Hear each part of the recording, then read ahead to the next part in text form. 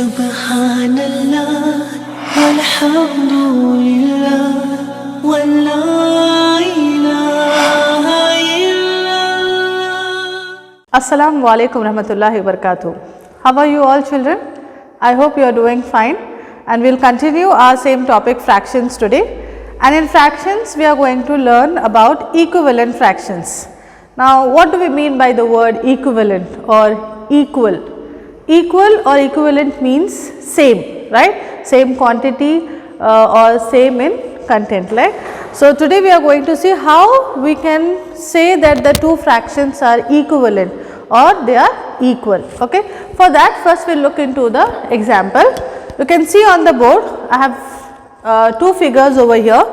In the first figure you can see that I have made 4 equal parts, okay, and out of 4 equal parts, 2 parts are shaded. If you remember, in our previous topic we had seen how we write the fraction, isn't it? For a shaded part, if you have to write the fraction, how we do it, you have learnt in your previous lesson, previous video.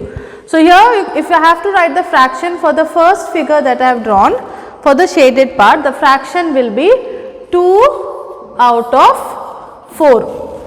Denominator tells us the total number of parts made and numerator tells us how many parts we are selecting. Okay. So the shaded parts over here are 2 out of 4. So 2 by 4 is a fraction for the first figure. Now for the second figure, if you see, I have made just 2 parts, and out of 2 parts 1 part is shaded. So the fraction for the shaded part will be 1 by 2, right. Now if you look at the fractions, we can say that both the fractions are different. The first one is 2 by 4 and the second one is 1 by 2. But if you look at the figure, you will understand that the quantity of the shaded part or the shaded portion is same. You can see here, though we have shaded 2 parts, but if you compare the quantity of both the figures, the shaded, it is same. The way we write the fractions is different because of the number of parts made. Total parts made are different. So the fractions that we wrote are different, but the quantity of shaded part is same. So these type of fractions are called equivalent fractions. They will always tell about the same quantity of the selected parts. Okay, they will show the same content, same quantity, but the way we write will be different because of the total parts made. Okay. So we can say that here 2 by 4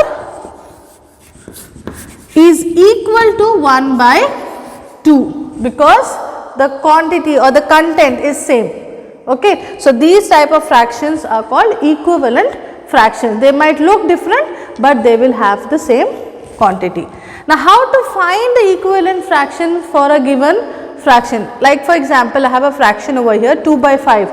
If I want to find the equivalent fraction, the fractions which are equal in the value to these fractions, how do we find? There are 2 ways of finding equivalent fraction. Both the ways I am going to show you today. The first way is to multiply and find the equivalent fraction. The second way of finding the equivalent fraction is by division method. Okay. First we will do multiplication method and then we will move on to division method. Now how to find an equivalent fraction for 2 by 5? Now if we want to know a fraction which is equal in the value to 2 by 5, we have to multiply the numerator and the denominator with the same number. Okay, we have to multiply numerator and denominator with the same number. It can be any number. You can multiply both numerator and denominator with same number. So here I will first multiply it with 2. I will be multiplying numerator with 2, denominator also with 2. When I multiply numerator and denominator with 2, I will get a new fraction, that is 2 into 2 is 4, 5 into 2 is 10. You see, I got a new fraction 4 by 10. But when I will compare the quantity, if I draw a figure and see both the fractions 2 by 5 and 4 by 10 will represent the equal amount. Okay, the value of both the figures will be same. So I can say that 2 by 5 is equal to 4 by 10. So equivalent fraction. Understood? So we can have more than one equivalent fractions. I will show you one example for that. Say for example 3 by 2, this is the fraction. I will multiply 3 by 2 with 2, numerator and denominator. I will get 3 2s are 6 and 2 2s are 4. Now 3 by 2, again I will multiply numerator with 3 and denominator with 3. Okay, here I will get another fraction which will be 3 into 3 9 upon 2 into 3 6. Okay, like this I can go on multiplying 3 by 2 with different numbers and I will keep getting new fractions. All these fractions will be equivalent fractions of 3 by 2. So, I can say that 3 by 2 is equal to 6 by 4 and it is also equal to 9 by 6. So, one fraction can have many equivalent fractions. As you multiply 3 by 2 with different numbers, numerator and denominator should be multiplied with the same number. As you go on multiplying it with different numbers, you will keep getting new fractions and those fractions will be equal to the given fraction. So, we understand that a fraction can have many equivalent fractions. As we keep multiplying, we will keep getting the equivalent fractions. I hope you have understood what we mean by equivalent fractions. Fractions that are equal in value, that have same value, that represent the same quantity. Okay. So, we can multiply numerator and denominator with the same number and get many equivalent fractions for one particular fraction. Okay. So, this is one way of finding the equivalent fraction. The second way of finding the equivalent fraction is by dividing. Now, how we did multiplication numerator and denominator with the same number, same way we have to do division also. Divide numerator and denominator with the same number, then only you will get a new fraction which will be equal to the previous one. Okay. So, we will see that example over here, 25 by 35. Now, numerator and denominator should be divided by the same number. So, I should know a number which will divide numerator as well as the denominator.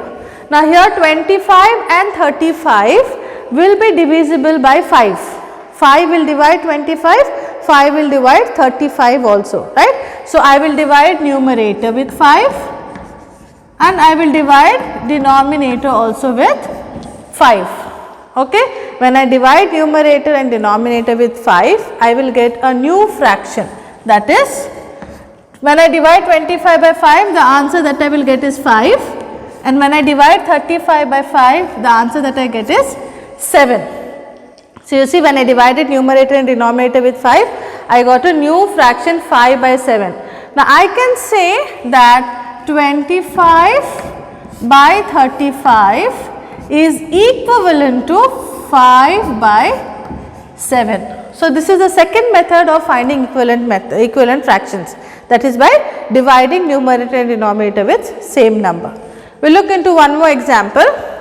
I have 40 by 60, 40 upon 60. Again I can divide 40 and 60, the numerator and denominator, with the same number. Which is that number that will divide 40 and 60? I can divide it with 10. Okay, numerator also I can divide with 10 and denominator also I can divide with 10. 40 divided by 10 and 60 divided by 10. Now, when I divide 40 with 10, I will get 4. Okay, and when I divide 60 with 10, I will get 6. So, I can say that 40 by 60 is equal to 4 by 6.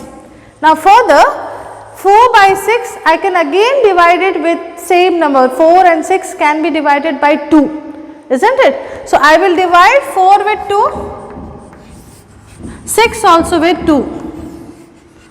Okay, when we have to look for a number that will divide numerator and denominator completely. So, 2 will divide 4, 2 will divide 6 also. So, when I divide 4 with 2, I will get another fraction, 2 as a numerator. When I divide 6 with 2, I will get 3 as the answer. So, denominator I have got 3 and numerator 2. See, I got one more fraction, 2 by 3, which is an equivalent fraction of 4 by 6 and which is also an equivalent fraction of 40 by 60. So you see, I can say that 40 by 60 is equal to 4 by 6. It's also equal to 2 by 3. Now for the 2 by 3, there is no number that will divide 2 and 3. There is no common number or one single number which will divide 2 and 3 except for 1. So there is no possibility of dividing it again. There we stop. Okay. So these fractions are equivalent fractions. They are equal to each other. The value will be same. The quantity they represent will be same. I hope you have understood what we mean by equivalent fraction. Equivalent fractions, we write them in a different way because the number of parts made will be different, but the value they represent will be same. So these type of fractions are called equivalent fractions. We have seen two methods of finding equivalent fraction. The first method that we did was multiplication method, where we multiplied the numerator and denominator with the same number and we got another fraction which was equal to the first one.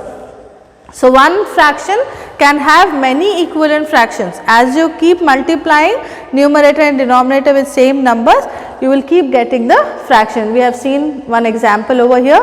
2 by 3, I multiplied with 2 first, I got one fraction, then I multiplied with 3, I got another fraction. If I multiply with 4, I will get one more fraction. So we can go on finding many equivalent fractions for a given one. Okay. Then we saw how we find equivalent fraction using division method. Divide numerator and denominator with the same number. That number should divide completely. Okay. They shouldn't leave any remainder.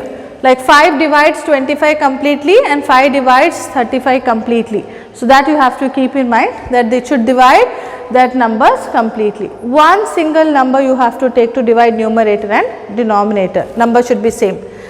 And in division method also we can get more than one equivalent fraction. As you go on dividing, you will get more fractions which will be equal to the previous one.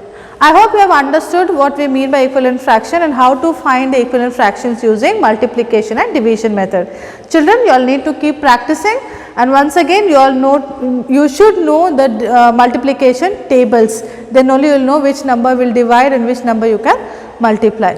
So keep practicing. Inshallah we will meet very soon with our next topic. Stay at home and be safe. Jazakumullahu khaira. Assalamu alaikum warahmatullahi wabarakatuh. Subhanallah.